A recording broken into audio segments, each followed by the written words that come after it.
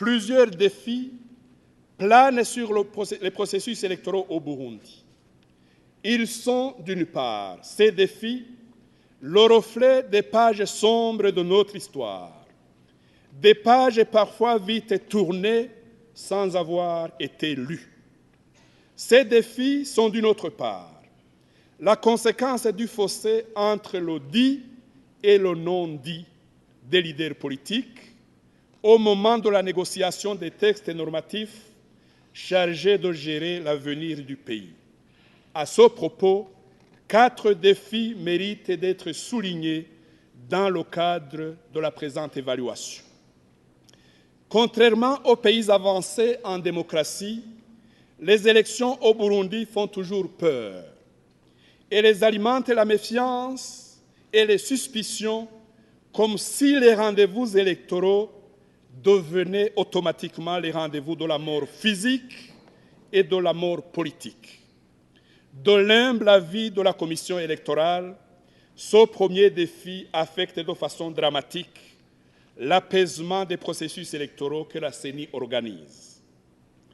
À l'instar de nombreux pays africains, le Burundi sollicite encore des partenaires techniques et financiers des ressources importantes pour organiser les élections.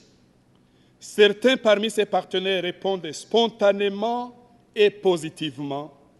D'autres en profitent pour renforcer leur présence politique et diplomatique en déployant dans le pays des observateurs internationaux.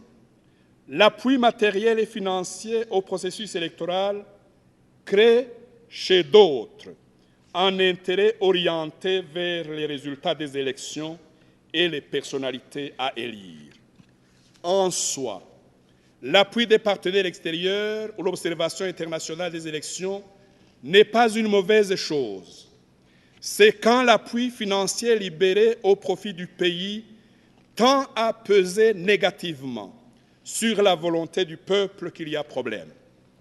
Pour cette raison et pour bien d'autres, le financement des élections devient un deuxième défi à résoudre lors des prochains processus électoraux. Le troisième défi est relatif à la démocratie interne aux partis politiques. L'absence de la démocratie interne aux partis affecte la démocratie au niveau de toute la nation. Ce défi important devient une véritable fissure qui augmente les risques de divorce répétés et de transhumance politique. Tous les observateurs attentifs assistent pratiquement aux mêmes comportements et aux mêmes défis individuels et collectifs la veille de chaque processus électoral. Le quatrième défi est de nature juridique et légale. Au Burundi, nous vivons en permanence ce défi sous forme de 3 difficultés récurrentes. Premièrement, les lois qui encadrent les élections sont interprétées différemment en fonction des calculs, des agendas et des attentes des compétiteurs politiques. Cette attitude vis-à-vis de l'esprit et de la lettre des lois est un véritable obstacle à l'avènement du processus électoral, est un véritable obstacle à l'apaisement du processus électoral. Pendant ce temps, la communication sur les lois du pays est brouillée par les interprétations divergentes de plusieurs partenaires électoraux. Quand les institutions compétentes pour le faire interviennent plus tard, la brouille prend les allures de risque politique.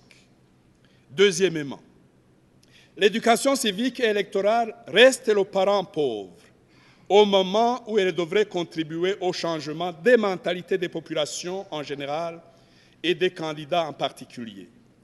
Dans l'avenir et dans l'intérêt d'une démocratie plus apaisée, les pouvoirs publics ont intérêt à investir davantage dans l'éducation civique et électorale à temps. Troisièmement, les réformes légales intéressant le domaine électoral interviennent souvent tard et les compliquent parfois la planification et la budgétisation des opérations électorales.